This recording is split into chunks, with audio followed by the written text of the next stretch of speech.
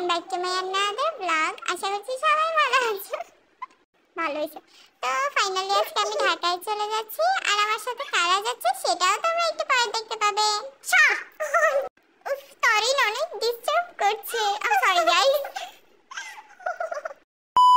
Hello everyone, welcome back to my another blog.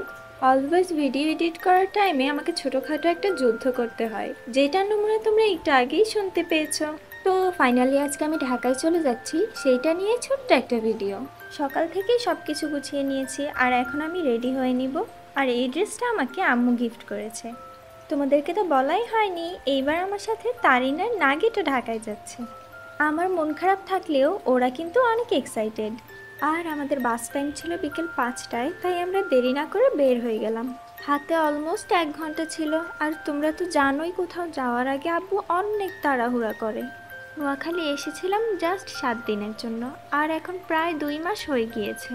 যাই হোক, college যেহেতু খুলে দিয়েছে, তাই আমি না চাইলেও চলে যেতে হবে। তো এই তো আমরা বাস কাউন্টারে চলে এসেছি, আর টিকিটও নিয়ে নিয়েছি। আর বাস আসা অবধি আব্বু আমাদের সাথেই ছিল। গাইজ, এটা আমার ফার্স্ট ভিডিও যেটায় আমি অরিজিনাল ভয়েস দিয়েছি। আই ডোন্ট নো কেমন হবে। তোমরা কিন্তু অবশ্যই আমাকে কমেন্ট করে জানাবে। আর কথা বলতে বলতে আমাদের বাসও চলে আসে। নাগেটের না অস্থির অস্থির লাগছিল। আর আমি আর তারিন মিলে অনেক মজা করেছিলাম, অনেক দুষ্টুমি করেছি।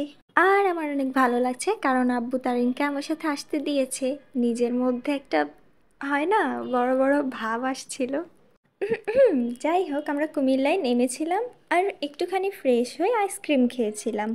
এই টাইমে ভারী কোনো খাবার খেতে আমার একদম ইচ্ছে করে না।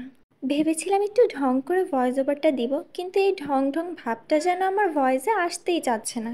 দেন গাড়ি আবারও স্টার্ট হয়। ভাই রে ভাই, এত জ্যাম ছিল!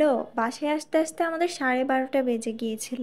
আমাদের 3জনের অবস্থাই অনেক খারাপ হয়ে গিয়েছিল। ফাইনালি বাসায় আসতে পেরে এত ভালো লাগছে, কি আর বলবো।